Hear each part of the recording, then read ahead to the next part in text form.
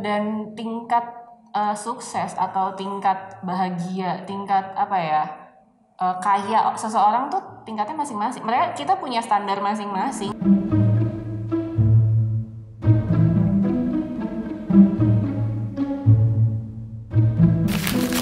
Halo, nama gue Ogi, usia gue 31 tahun, pekerjaan gue director dan videographer. Halo, nama gue Putri, umur gue 28 tahun, pekerjaan gue ibu rumah tangga dan pemilik online shop. Halo, nama gue Aci, umur 31 tahun, pekerjaan saat ini freelancer di bidang event dan kreatif. Halo, nama gue Timothy, umur 21 tahun, pekerjaan founder startup dan owner klub basket.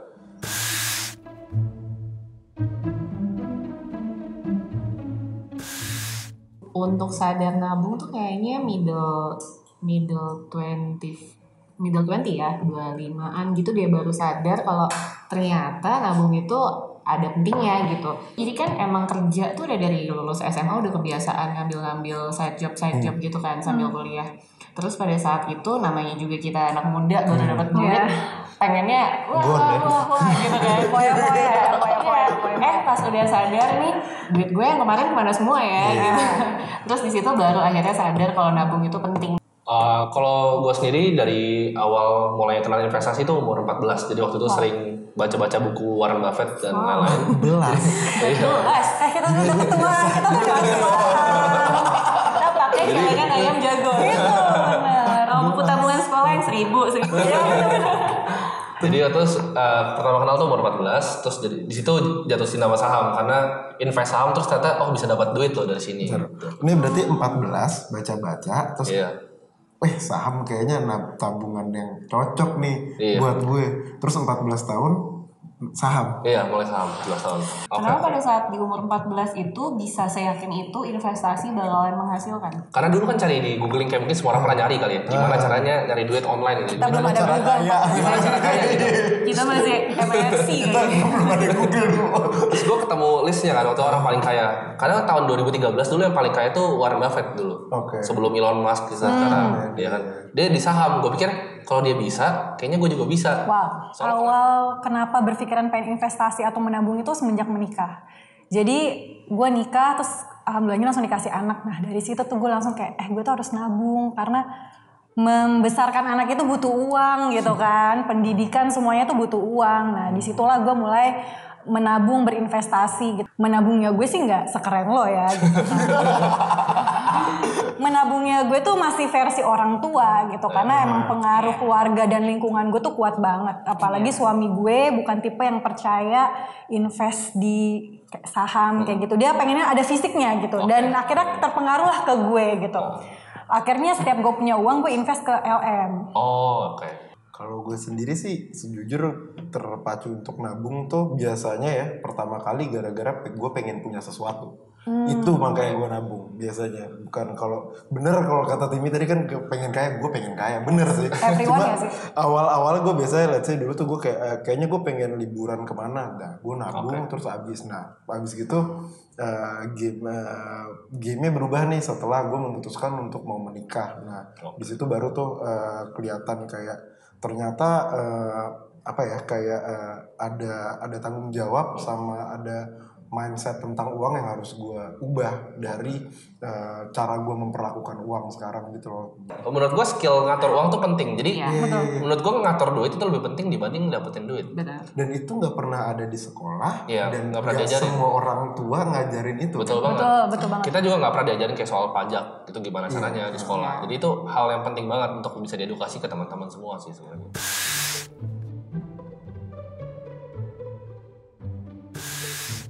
Ya pasti. Gue sih dengan bangga sih gue bilang gue pernah gagal ya dalam perencanaan itu sih. Emang ya kalau orang mungkin sekarang kayak ada kayak tabungan untuk ini, tabungan ini gitu ya. Kalau gue kan dulu nggak ada tabungan ini. Begitu gue udah nabung untuk sesuatu hal, ada kejadian yang memaksa gue untuk gue harus mengeluarkan tabungan gue gitu loh, which is bukan untuk keperluan gue. Let's say ternyata orang tua gue butuh yang kayak gitu-gitu, akhirnya begitu tuh keran dibuka sekali, wah ketutupnya susah banget. Jadi sebelum COVID ini melanda, gue sama adik gue buka coffee shop. Tahu kan? Terus bulan Maret ya COVID. Jadi baru buka 7 hari tiba-tiba pandemi. Deng. Ya itulah investasi awal gue yang kayak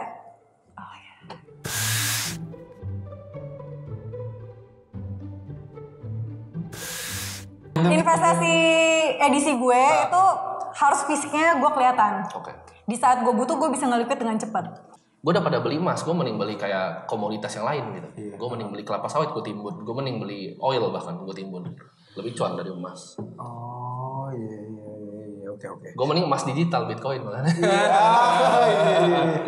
Kalau gue itu gue coba di kripto, gue coba saham, gue coba, gue diemin, gue pantengin tiap hari.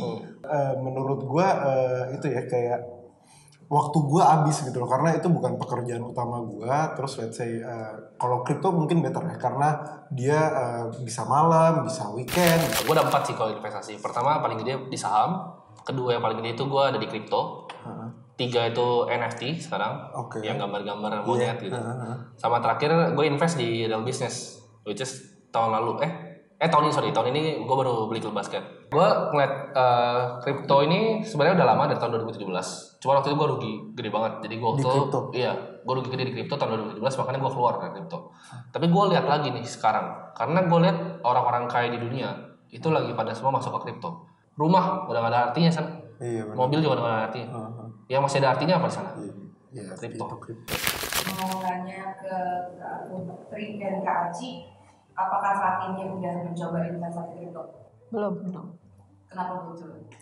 Masih takut sama pertama masih awam, masih belum punya knowledge yang pas gitu, dan belum ada keinginan kemarin sih belum ada keinginan untuk mendalami gitu. Tapi dengan tadi dapat knowledge banyak dari si Timi, akhirnya aku juga ternyata seru juga nih kayaknya gitu, dicoba dengan aja. Resiko yang kecil, siapa tahu bisa dapat cuan yang gede gitu. Kalau gue sih belum pernah nyoba karena gue itu awam, gue nggak tahu harus mulai dari mana dan nggak ada yang pernah ngajarin gue. Sebenarnya ada satu aplikasi dari Indonesia namanya Kripto. Dia udah, kalau misalnya tadi masalahnya takut, dia udah terregulasi sama Bank Bepti, dan untuk mulai investasinya cuma dari 50.000 aja. Kira-kira what's on your mind? Oke sih. Aku mau coba sih. Apalagi dengan pembicaraan kita hari ini nih ya sama Adik Timothy. Jadi kebuka banget tuh pikiran. Financial freedom nih. Jadi kebuka banget pikiran. Jadi kita bukan kita sih. Jadi gue tahu nih mau mulainya dari mana gitu.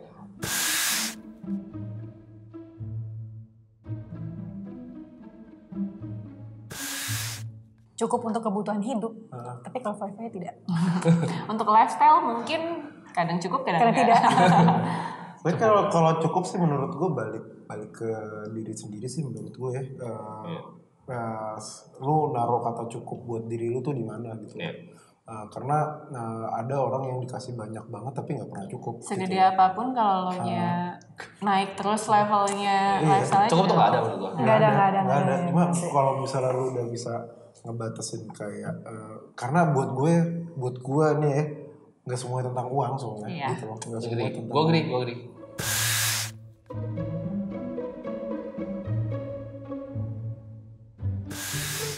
Kalau gue nggak setuju sih, karena gue investor, jadi gue nggak setuju. Ntar dulu ya, gue mau coba berpikir gimana nih sisi serakahnya nih. Gue sih ngerti sih sebenarnya. Kalau menurut gue sih enggak ya. Menurut gue sih enggak juga. In a good way ya, tapi in a good way. Semua manusia serakah sih. Ada sih, ada mindset. Siapa sih yang mau duit? Iya. Bullshit apalagi lah. kalau udah ngomongin cuan pasti serakah. Tapi gimana pinter-pinter kita ngolahnya aja sih. Pinter-pinter gimana ya? Ya kalau lo serakah berarti lo dengkian Itu kali. SJW tuh gue rasain ngomong tuh. Maksud gue kayak gini deh, kayak kalau misalnya dibilang serakah, gue percaya semua orang butuh sih serakah gitu loh, karena lu pasti pengen jadi sesuatu gitu loh di dunia ini. Lu pengen leave a mark gitu loh di dunia. Walau misalnya lu nggak lu greedy akan sesuatu ya, punya rasa ingin untuk greedy gitu, tapi lu nggak perlu sampai greedy. Ya lo bakal gitu-gitu aja sih. Lu harus punya ambisi itu, karena kasarnya nggak mungkin Cristiano Ronaldo bisa sebagus ini kalau dia datang 2 jam sebelum orang-orang latihan. Nggak orang lain yang ngeliat kita karena sukses lu jadi nggak greedy. lihat gitu loh, gimana Timmy dari umur 14 tahun gitu loh. Nah sama kayak si Cristiano Ronaldo, dia datang 3 jam 2 jam sebelum cuma buat nendang bola doang gitu loh. Waktu kita kasih ini balance gak dengan apa yang dia dapatkan sekarang? Ya balance karena dia pakainya waktunya lebih untuk dia berusaha gitu sih menurut gue. Menurut gue greedy is okay sih, as long as itu nggak ngambil part orang, nggak ngambil jatah orang, tidak merugikan orang lain, itu nggak masalah. Itu kan kayak ambisi kita, motivasi Karena kita aja. Untuk diri sendiri ya. At the end waktu lu ntar sukses, lu bisa bantu orang lain buat dapur ngebulung gitu. Iya, kalau gue sih misi hidup gue ya gue pengen punya uang sebanyak-banyaknya. Fungsi untuk apa? Untuk gue bagiin sebenarnya nanti di saat udah tua. Tuh kan. Di masa depan gue pengennya anak-anak gue hidupnya santai, gue juga pensiun masa tua gue nyantai, tinggal keliling dunia aja gitu. Tujuan gue cuma financial freedom, udah lo mau ngapain juga. Tapi percaya nggak kalau gue bilang financial freedom itu udah bullshit? Itu bullshit menurut gue. Gue sama aja kayak cinta itu propaganda, gue suka dunia. Nah ini pengertian financial freedom ini kan beda-beda nih. Kontradiktif nih, gue ngajarin kalian investasi tapi gue bilang financial freedom itu bullshit. Maksud gue gini, gue udah pernah cobain. 2 minggu jalan-jalan kemana-mana. Cobain aja dulu. 2 minggu di hotel paling mahal pun. Cobain aja. Enak belum mau muntah.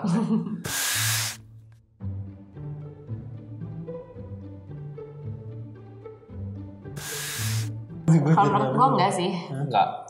Menurut gue hidup tuh bukan perlombaan. Karena gini, lu gak bisa bandingin diri lu sama orang lain. Capek kalau ngebandingin. Iya, yang penting lu tuh udah lebih baik dari lu yang kemarin, lu udah menang menurut gue. Enggak, karena gini, oke kalau kita ngeliat orang sebagai motivasi, tapi kalau kita cuma ngebanding-bandingin yang ada kita mandek. Oh iya. Yang ada kita kecil hati lah, apa segala macam, kita malah nggak bergerak. Jadi kecil diri, timbul sifat iri, dengki. Oh ini lombanya maksudnya lomba dengan orang lain ya? Iya, jadinya kayak lo udah punya berapa? Lo udah punya saham 100M, gue baru 1M nih, gini-gini. Itu yang bikin orang nggak puas-puas sama kayak nggak ngerasa cukup tuh sebenarnya. Karena itu ngelihat tetangga sebelah, emang rumput tetangga tuh lebih hijau dibandingin rumah Udah deh, yang penting egois aja, mikirin diri lo sendiri lu deketin gini sama aja bos. Sama aja bos, itu rumput-rumput juga. Dan tingkat sukses atau tingkat bahagia, tingkat apa ya, kaya seseorang tuh tingkatnya masing-masing. Kita punya standar masing-masing. Mungkin menurut gue dengan duit yang gue punya, gue ngerasa cukup. Mungkin menurut lo nggak cukup gitu. Jadi kayak kalau kita bandingin dengan orang yang beda, enggak sih. Tapi jangan salah ya, menurut gue nggak salah untuk lu melihat orang yang sukses. Oh iya, itu as a motivation. Ya benar. Jangan sampai kayak. Gue nggak mau lihat orang yang sukses, gue jadi diri gue aja gitu kan. Wah lu ngeliatin ini mulu, lu pengen nggak salah. Tapi mimpi boleh. Waktu lu pengen banget kayak gitu tapi nggak ada usahanya, itu yang salah. Benar. Nah itu dia kreativitas kita tuh. Kayak menyalahkan diri sendiri dan move on sih gitu. Kita kayak jangan nyalain orang, move on. Soalnya kalau misalnya terlalu larut-larut ke kita blaming segala macam, jadinya salah gitu. Nyalain diri sendiri tuh penting sebenarnya. Itu kayak misalnya lu mau bikin misalnya production house gitu. Hasilnya misalnya ada yang jelek nih, walaupun belum final gitu, udah ada yang berantakan gitu. Lu misalnya marahin orangnya, lu nggak boleh kayak gini. Sebenarnya itu mungkin bahkan lu yang salah. Lu yang salah apa? Karena lu nggak direct dia. 1, 2, kalau udah goblok banget orangnya, salah lu apa? Nge-hire dia kan? Yang hire dia siapa? Gue. Iya, berarti yang goblok siapa? Dari sendiri kan? Jadi that's why gue nggak pernah nyalain yang kayak gitu kalau karyawan gue. Pasti yang salah gue. Kalau sampai dia goblok banget ya kenapa gue hire dia? Gue goblok gitu. Lu goblok dalam menyeleksi orang kan, berarti kan? Gitu salahnya. Jadi salahin diri sendiri terus. Kenapa tanya terus. Akhirnya lu bisa apa ya? Evaluasi. Ya kalau enggak lu jadi sombong banget. Lu jadi sombong banget, itu dia sih menurut gue itu. Waktu lu udah waktu lu udah kayak nih gue udah paling nih, padahal tenang aja men gitu, di atas langit ada langit udah pasti kan. Enggak gitu. Di atas master ada master. Makanya enggak usah sombong banget.